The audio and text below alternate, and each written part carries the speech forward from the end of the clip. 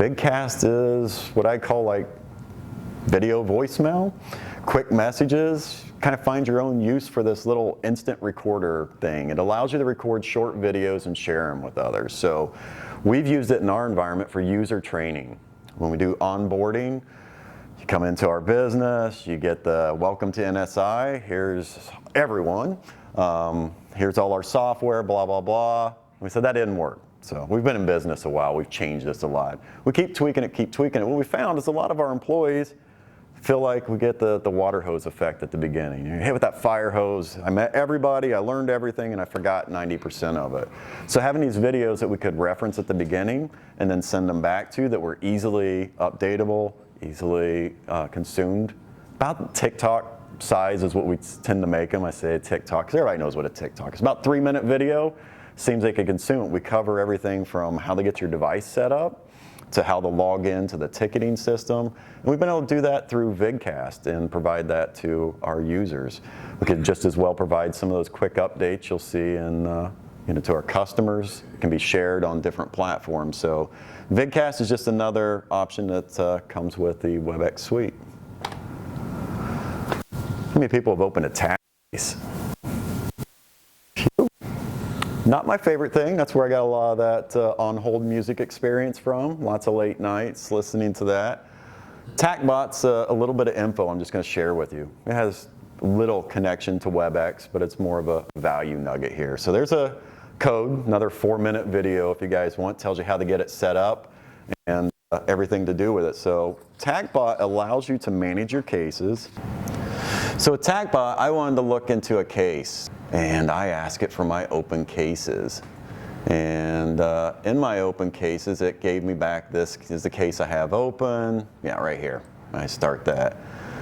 And so it says that may need some attention. It's a Sev3. It starts going through the details of the case. I wanted it to create a virtual space so I could interact one-on-one in that virtual space with the TAC engineer, and it reminded me I already had that, so I went and found it. But to continue on, I wanted some of the status and notes before I reached out to the engineer, so I just asked it for the status. You see it deleted its own message. When I said status, it popped up a little card and said, what do you want status on? This last case I told you about? Do you want to enter a case number? Or did you not mean to do this? Cancel. And so I said, yeah, the case I just had up here, and it deleted its message and gave me those details. I saw there were some bugs here. I'm like, I want some more details on those bugs. And of using this TACBot before, I knew it should do that. So like, give me my bug info. No, no, no, and finally it tells me there's no bugs. So I went and looked. Unfortunately, the TAC engineer did not identify the bugs in the right spot. Didn't pick up, but had it. It would detail all the bugs. I could pass that on. I could share that shared space that it has. I can invite other people too. So often I'll get called in for a case to help escalate, to help get it kind of pushed through, and then I step out and turn it over to other engineers. TACBot allows me to do that. I can step out and go, Jonah, can you take this for me? All the details are there. If I need to step back in, I can see what's taking place. So if you work with TAC, you'll definitely want to check out TACBot. And that uses the WebEx technologies, obviously, on the back end to just do interaction. There's AI in there, so the TAC engineer's boss is watching that. They get alerted, and I can escalate right within that. Duty managers, they call them. All right, so the slide about near competitors and all these components. So Microsoft is the one I hear a lot, so I use them for the example. And people want to know, what's it take to put a Microsoft system together with all those features we put back at the beginning versus a Cisco solution? So we all know Microsoft owns the desktop, the productivity tools. Most people use Office. There are a few alternatives. Google's got some products that work well, some others. Content management and email. Then we get into the phone system. Both have offerings, but that's kind of where Microsoft stops. When we talk about that ease of management under Control Panel or Control Hub from Cisco and being able to control things, when we look at how are we going to control our devices and the firmware they run, how are we going to control our gateways and program those, and down through it, the network infrastructure, to conferencing, to video systems. Better yet, when I have a system failure, who do I call? I'm glad Cisco got into the PSTN game. because I hated calling AT&T, Verizon, and all of those. Getting to move seems like a nightmare. But now Cisco can put down here another checkbox of PSTN. So I have one place to call in the middle of the night who's going to be able to take care of all of my collaboration systems and my PSTN now.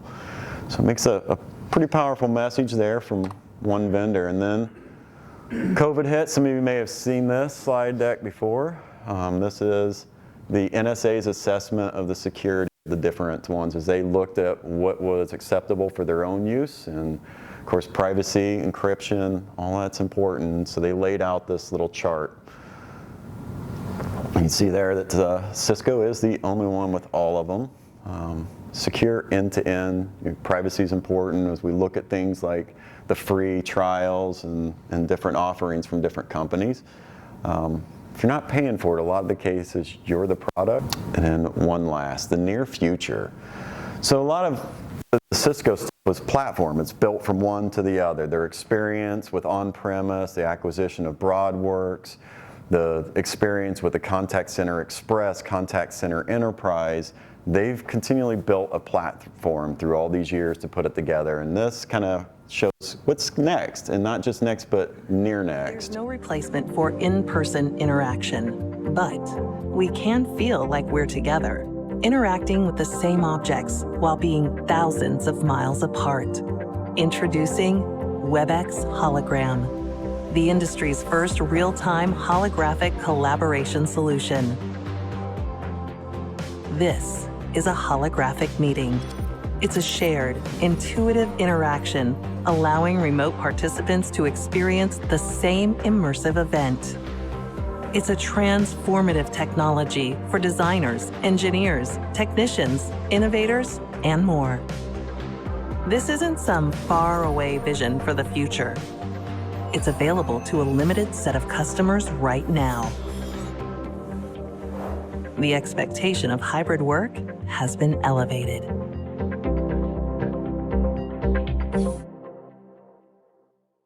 So it's pretty cool what it takes to get that done. The technology behind that, the network infrastructure, everything's syncing up on time. It's just amazing that we live in an age that would allow something like that to happen, and it's happening now.